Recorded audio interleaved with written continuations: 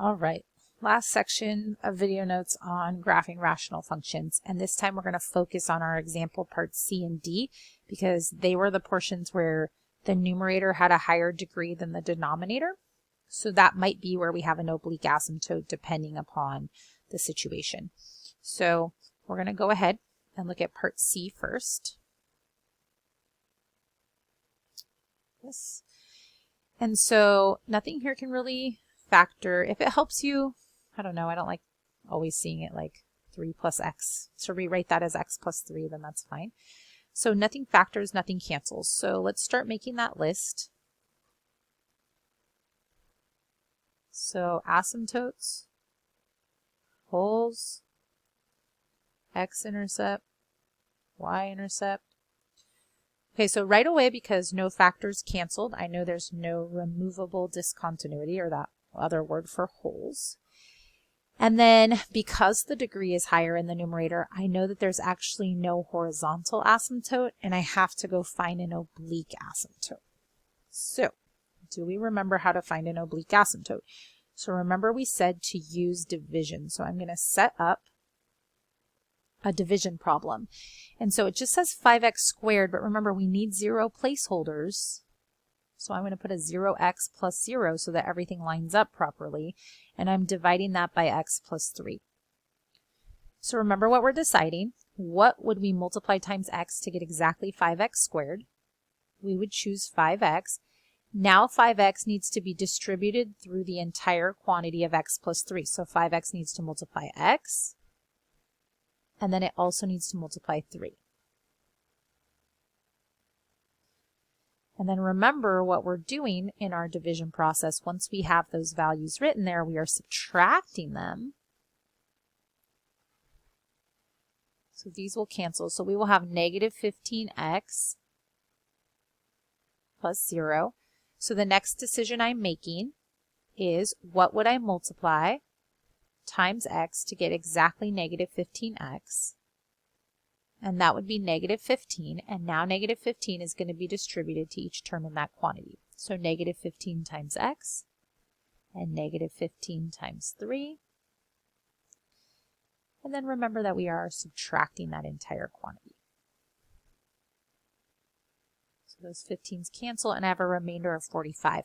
Remember with our oblique asymptote, we're not including the remainder. It's not that it's unimportant. It's for the purposes of how we're graphing. We just want a guideline. And that remainder amounts to almost nothing at the ends of the graph. So we're just including the other part of the equation. All right, now for vertical asymptotes, I'm going to take the denominator, set it equal to 0. I get x equals negative 3. I have no holes. For my x-intercept, I'm going to set y equal to 0. And remember, we multiplied by that factor in the denominator. And the left side remains 0. The right side, we get 5x squared. If we divide both sides by 5, we still have 0. And the square root of 0 is still 0. So for our x-intercept, we get 0. And then for our y-intercept, we're plugging in 0 for x. That gives us 0 over 3, which is 0. So we're going to take all this information and put it on the graph. So vertical asymptote of x equals negative 3. No horizontal asymptote. There is an oblique asymptote. Okay, now these numbers are kind of big. This is like a y-intercept of negative 15 and a slope of 5. So I'm actually going to number my y-axis by 5s, but I'm going to keep my x-axis numbered by 1s. Hope that makes sense to you guys. So on this graph, when I go up 1 square and over 1 square, I'm really going up 5 units vertically, but I'm only going over 1 unit horizontally. Okay, so when I go to graph this equation, I'm going to graph the y-intercept of negative 15. And I'm going to use the slope of 5, like rise over run. So I'm going to go up positive 5 and over positive 1. But remember, the way I've scaled this graph, that just means up 1 square over 1 square.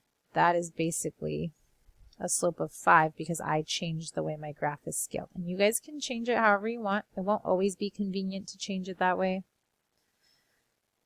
Right? And this is my oblique asymptote. Now be really careful here. Oblique asymptotes tend to kind of make our mind struggle with how to do this.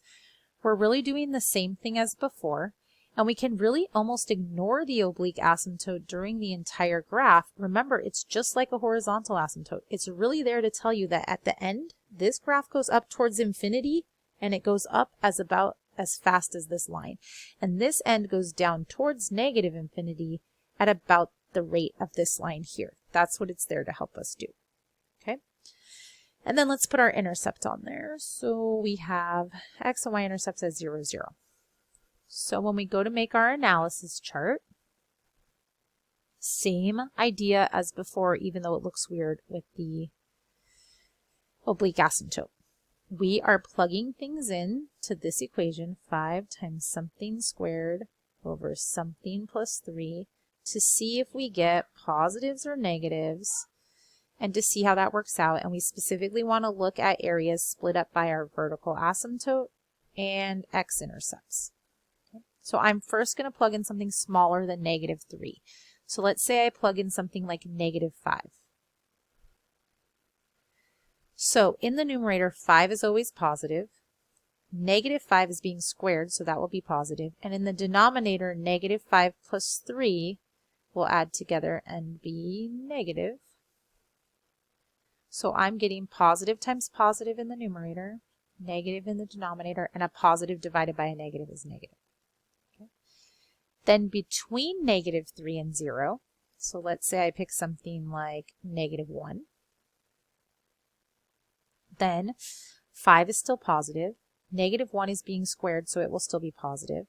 Negative 1 plus 3 will be positive. So positive times positive makes positive in the numerator. I now have a positive in the denominator. Positive divided by positive will be positive.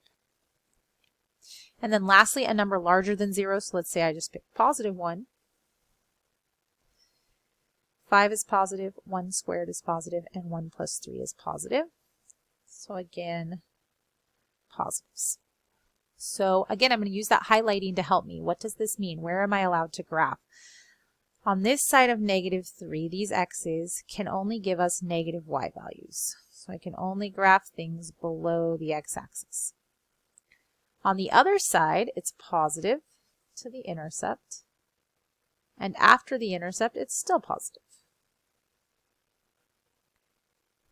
So remember to use your asymptotes to help guide you. We know with this red vertical asymptote here on this side of it, we're either going up towards infinity along it or down towards negative infinity.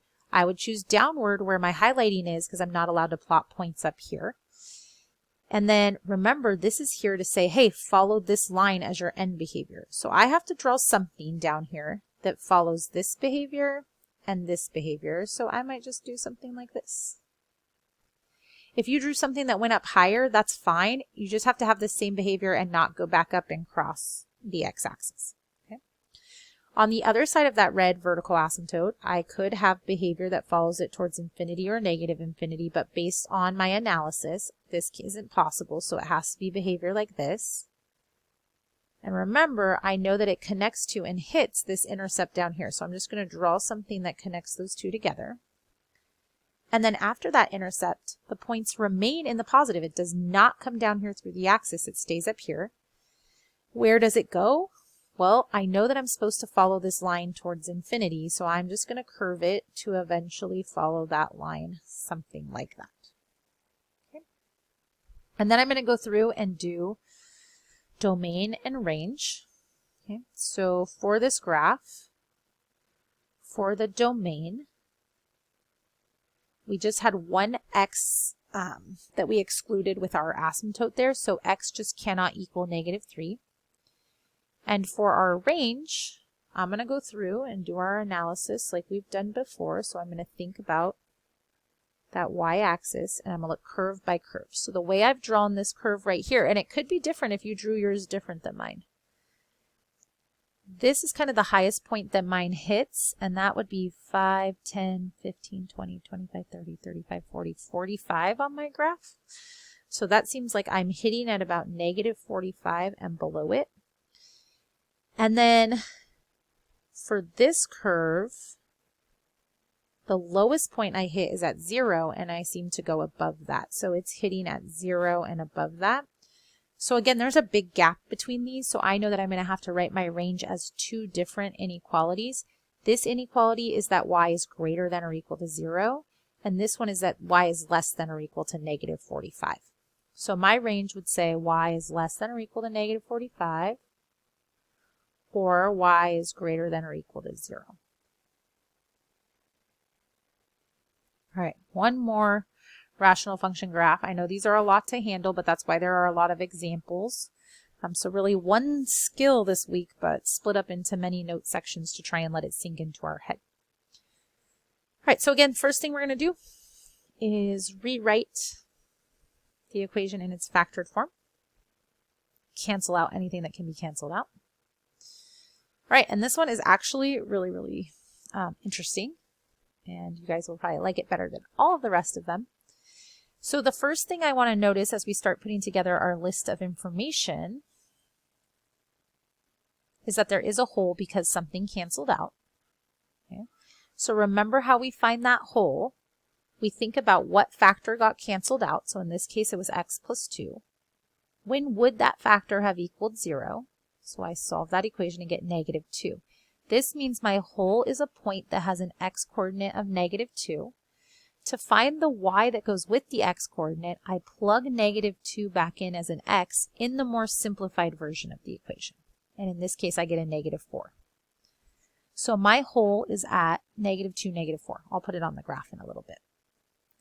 But here's what's extra interesting about this. Besides the hole, you actually don't have to do a lot of work, because when you look at what's left, it's no longer a rational function. It doesn't have this fractional part with a polynomial underneath. That means you don't have to worry about either of these asymptotes. And because there's no denominator, you don't have to worry about that vertical asymptote either. You're really just graphing a line. So what we got here was an equation that was really kind in the fact that when it did have a factor that canceled, it left us with something that's no longer a rational function. It's a line. So really we just have a line that has a hole in it. That's what's happening here. Okay, we are going to find the X-intercept and Y-intercept just because it's required in this problem. Make sure we can still do it. But remember, we're finding it with this much simpler version of the equation. So our X-intercept, we would get 2. And our Y-intercept, we would get -2. And so we're going to put all of this stuff onto the graph. So 2, 0, 0, -2. And then -2, -4. Notice that they're lining up in a straight line because that's what the graph of y equals x minus 2 looks like. It's a line with a y-intercept at -2 and a slope of 1. So you go up 1 over 1, up 1 over 1. So really, our graph looks like this. We're just skipping that one point on the line. That is the hole. So normally for domain and range, it would be rather quick for these because you'd be like, oh, all real numbers for the line. But you are skipping this hole. So you got to pay, that means the x value of -2 is not something that is part of the domain of our function. And the y value of -4 is getting skipped. So that's not something that's in the range of our function. So the focus here was specifically on equations that don't have horizontal asymptotes. So they had that higher degree in the numerator so that you could use them to figure out this stuff here.